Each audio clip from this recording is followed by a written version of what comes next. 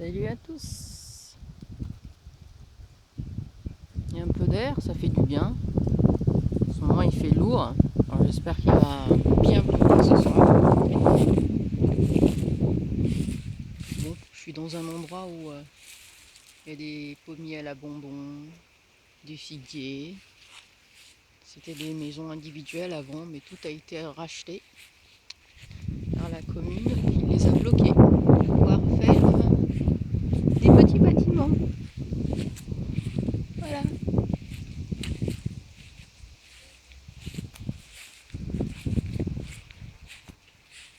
Ils vendront ça, hein, beaucoup plus cher.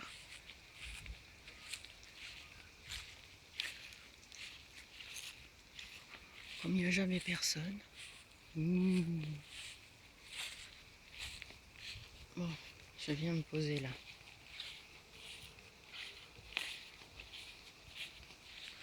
J'aurais dû amener une chaise longue.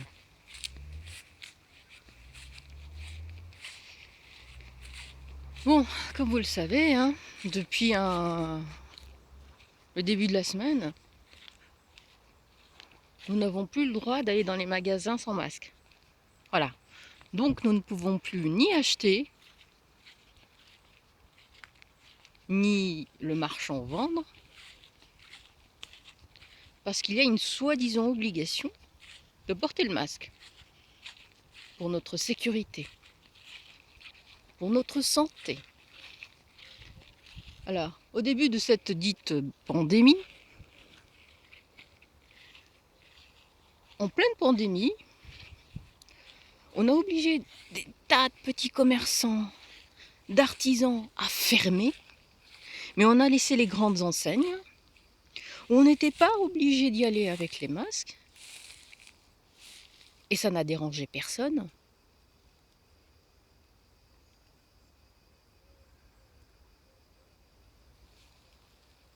Et ce n'était pas dangereux. Et aujourd'hui, que il n'y a plus rien dans les... Désolé, hein. Les murs, ils sont délicieux en ce moment. Aujourd'hui, que l'épidémie est en train de disparaître, parce que c'est bon, une épidémie, hein, comme une épidémie de grippe. Hein. On est obligé. On est obligé de porter des masques. Il y a des gens qui habitent là, qui se sont installés. Ils s'installent avec leur tente, etc.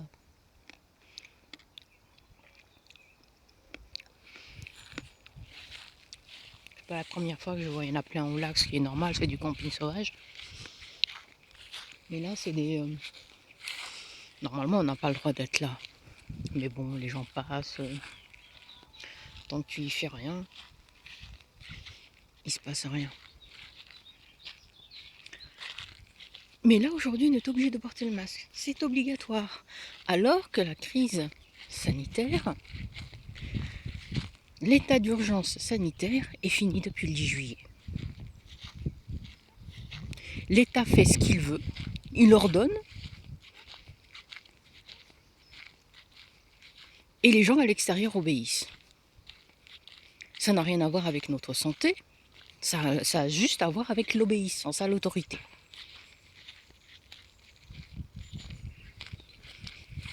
Et les gens font la même chose. Il y a du mimétisme, parce qu'ils ne veulent pas être différents. Donc ils mettent leur masque, même si ça les fait chier, même s'ils transpirent dedans, même s'ils n'arrivent pas à respirer. L'autre jour, dans le tram,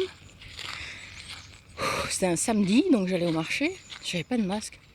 Je sentais l'odeur de respiration des gens. L'odeur de respiration des gens, tellement ils respiraient fort. Et on nous dit que ces masques servent à arrêter le virus. C'est n'importe quoi. Il sert à rien, ce masque. Il sert à rien. Depuis le début, il vous a dit la vérité, ça ne sert à rien. À moins d'avoir un super masque qui filtre tout, avec une combinaison qui couvre tout le corps, ce masque chirurgical ou en tissu, il ne sert absolument à rien. Bon, certains y ont trouvé une petite utilité pour une condition qu'ils ont ou autre. Mais c'est... Là n'est pas le problème.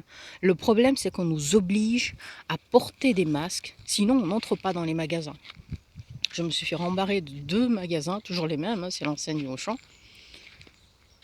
petit, où ils ont des vigiles, et je suis allée jusqu'au Leader Price, où eux n'ont peut-être pas les moyens de mettre un vigile, donc j'y suis rentrée quand même.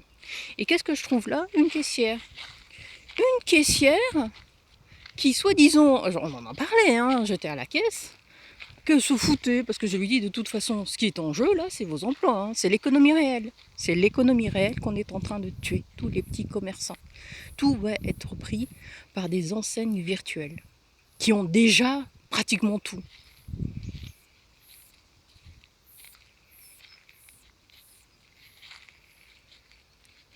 Et elle me dit, oh, son job, elle en a rien à foutre. Eh bien, t'en as rien à foutre, ben alors ferme-la. Pourquoi elle la ferme pas? Non, c'est elle qui faisait le flic. Il y avait 2 personnes devant moi. Elle pouvait, alors ces 2 personnes, à qui elle a fait la remarque comme quoi elle avait le masque sous le nez et qu'il fallait le mettre bien sur le nez, elle aurait pu lui mettre rien qu'une gifle et elle l'a allongée, hein, cette gamine. Hein. Les jeunes sont vraiment des cons, hein. Ils obéissent plus que tous les autres. Hein. J'ai déjà remarqué assez régulièrement dans certaines autres situations. Ils ont des ordres, ils ont un emploi, ils obéissent.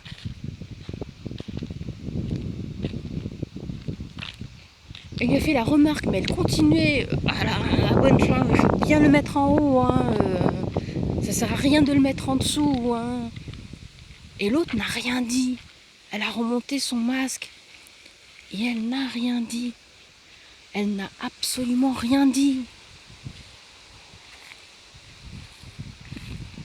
Cette gamine qui aurait pu être ma fille, hein, évidemment. Dès qu'on atteint 40 ans, c'est fini. Hein. Après, tous ceux qui ont 20 ans, c'est bon. Hein. Peut-être vos enfants. Hein.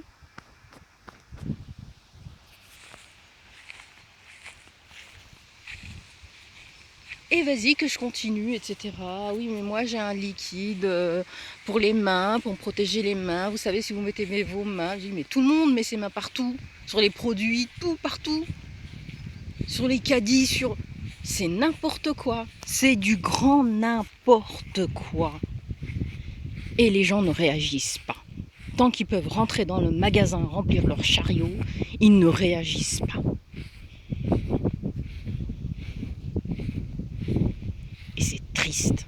C'est triste de voir ça, parce que les gens sont devenus des moutons. Et je m'en suis rendu compte, et beaucoup de gens se sont rendus compte de ça, avec l'épisode des Gilets jaunes. Les Gilets jaunes, au départ, ils étaient nombreux, quelle que soit leur réclamation. Hein. Parce que dès le départ, les Gilets jaunes nous apparaissaient, quand on en a parlé voilà, en live, comme des gens qui voulaient plus de pouvoir d'achat. C'est-à-dire qui voulaient être des esclaves, mais des esclaves plus chers. Ça n'avait rien à voir avec le monde vers lequel nous allons, vers une autre façon de vivre. Certains camps en ont fait des héros, ok, d'accord. Je comprends qu'on ne veuille plus payer tout et n'importe quoi, parce que c'est vrai qu'il y en a marre de payer pour tout et n'importe quoi. Mais quand le seul mot d'ordre, c'est d'avoir plus de pouvoir d'achat, ça ne sert à rien. Au final, tu ne gagnes rien du tout. Et c'est ce qui s'est passé. C'est ce qui s'est passé, évidemment, avec les infiltrations, les premières personnes, les chansons, c'était plus les mêmes. Je m'en suis rendu compte, hein, j'ai beaucoup suivi, donc je me suis rendu compte de l'évolution du groupe, je me suis rendu compte de l'évolution de ce mouvement, et ça n'avait plus rien à voir.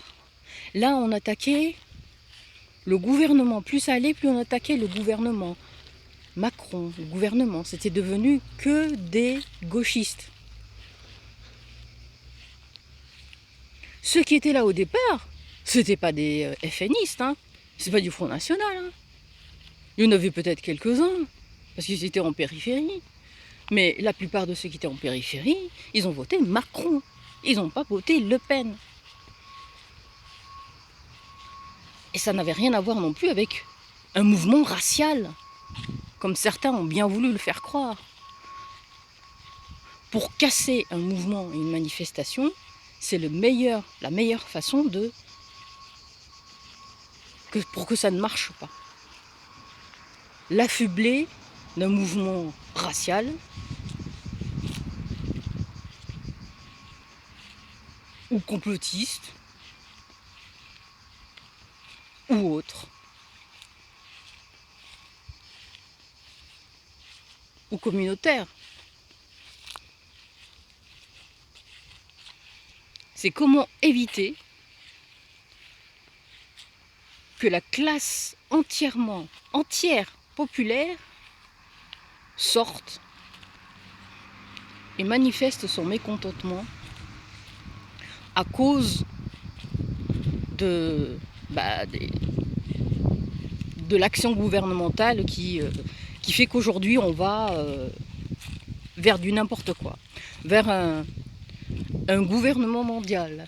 Évidemment, c'est le but au début. Mais pour l'instant, on est en train de casser toutes les règles de vie. Tout est sociétal. C'est pour ça qu'ils nous imposent toutes ces lois sociétales. Parce que tout est sociétal. Tout va vers ça. Pour casser les familles, pour casser les clans, les tribus et toute la société et toute une nation, il faut commencer par ça. Mais avant ça, on a fait un travail de propagande pour amener les gens à ne plus bouger.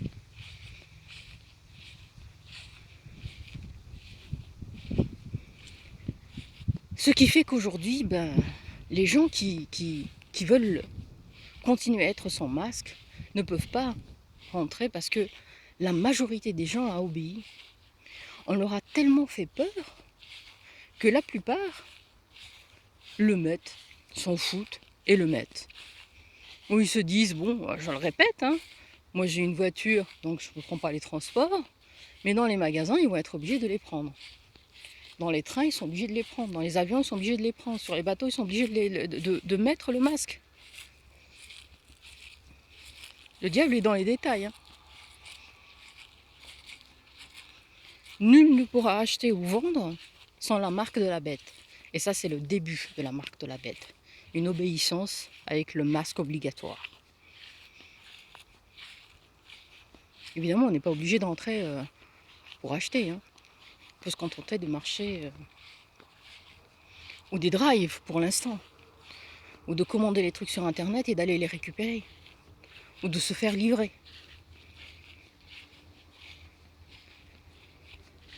Et quand on se fait livrer, on fait appel à un autre système.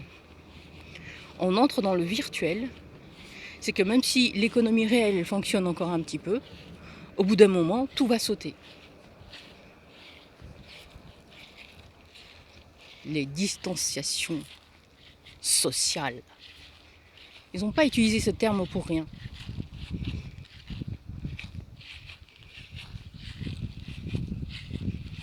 Alors, tout à l'heure, j'ai visionné une vidéo qui fait genre 23 minutes d'un gars qui a pris, je sais pas comment on appelle ça, un truc à roulette, je crois que c'est un genre de platine son à roulette qu'utilisent un peu ceux qui rentrent dans le métro pour chanter, avec un micro. Parce qu'il s'est fait censurer sur Facebook et sur YouTube. Et ça s'appelle Balade à Paris 12. Et le gars, il dit pourquoi. Allez voir, je crois qu'il s'appelle Martial, je sais plus trop comment. Je vous mettrai le lien. Alors je voulais télécharger sa vidéo, je l'ai téléchargée, mais il est impossible de la partager. Impossible de la partager, même en ne mettant pas le lien de sa vidéo vers sa chaîne. Au traitement de la vidéo elle saute. Alors qu'il n'y a rien dans cette vidéo. Il n'y a rien d'insultant. C'est juste un gars qui dit ses vérités dans la rue. Comme on le faisait avant. Et j'ai pas pu la partager. Elle a été supprimée 3 fois.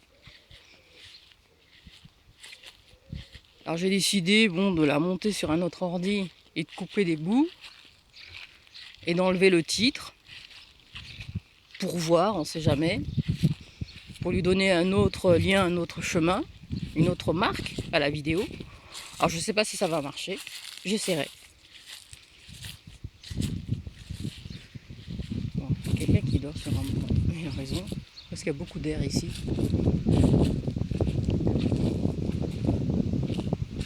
On en est là aujourd'hui, à l'obéissance.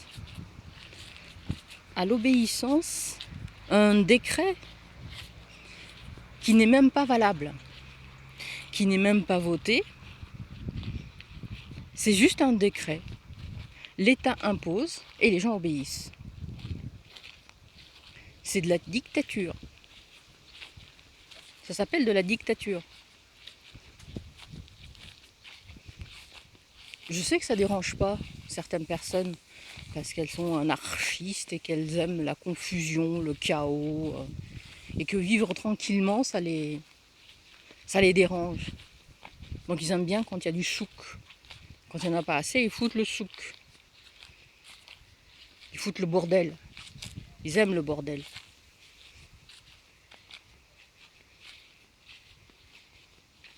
Mais heureusement que ces gens, le problème c'est que c'est des gens comme ça qui sont au pouvoir, même s'ils ne sont pas nombreux. Heureusement que nous sommes beaucoup plus nombreux à vouloir vivre en harmonie.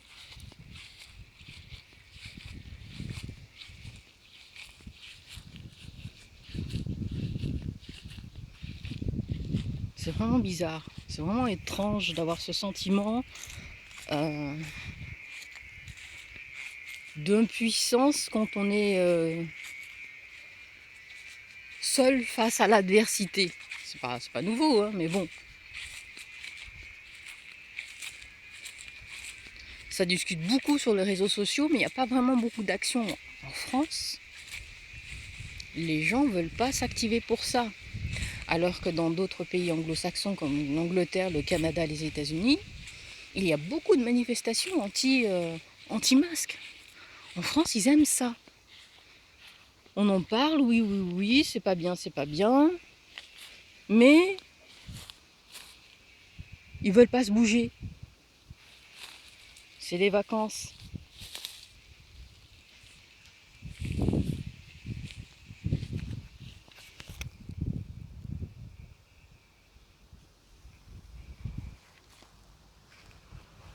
Bon, on n'est pas dans la merde, hein, croyez-moi.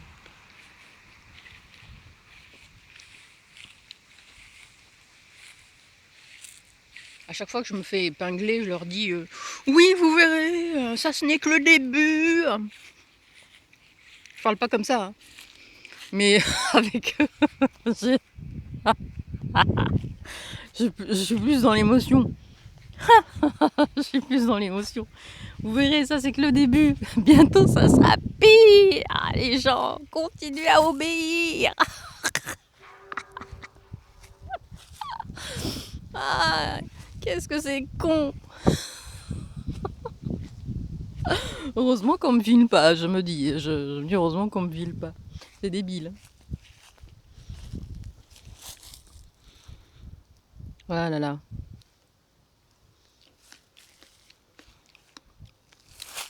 Bon, mais au moins quand on voit des gens comme ça, on se sent pas seul.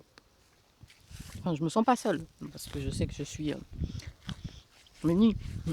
Je ne me sens pas seule parmi les humains à sentir ça, quoi. Il y a beaucoup de gens qui essayent aussi.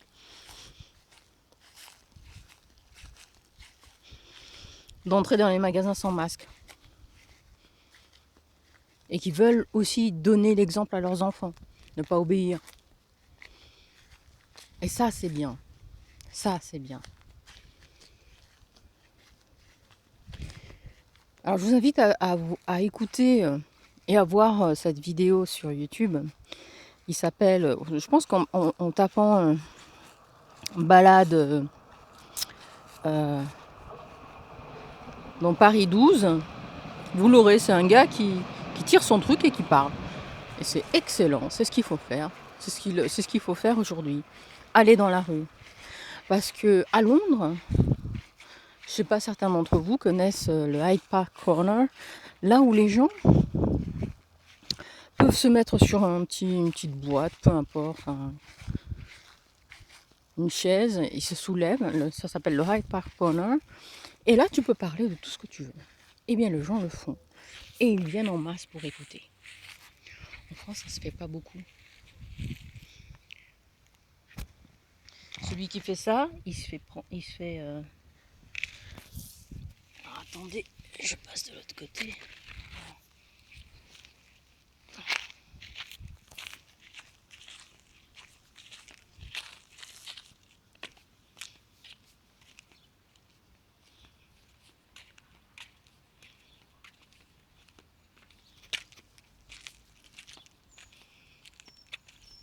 Est-ce que j'ai abîmé mon pantalon? Non, ça va.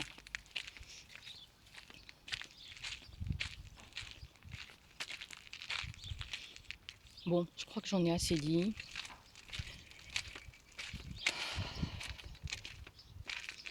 Que ce qui se passe, c'est continuer à tuer l'économie réelle. Voilà. Ce qu'ils font, c'est qu'ils continuent à tuer l'économie réelle.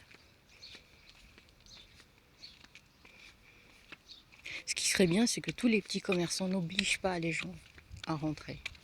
Sans le masque, je suis rentrée en pharmacie, bon, ils m'ont rien dit. Et que les grandes enseignes, toutes les boutiques qui vous obligent, alors que faites des recherches, dans le décret, il n'y a pas marqué boutique, obligation. C'est les gens qui l'obligent. Il y a marché couvert, enfin.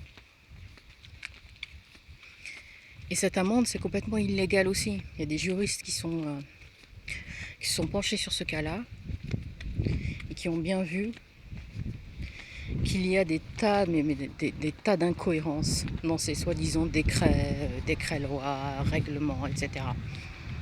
Voilà.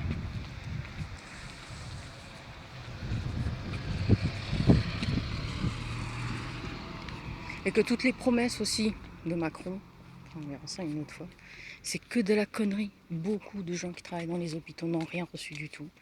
Les gens qui travaillent aussi dans les commerces n'ont rien reçu du tout. Pourtant, c'était ceux qui étaient restés pour faire tourner l'économie. On les a encensés, on les a applaudis. Mais aujourd'hui, on leur a mis un doigt. Voilà.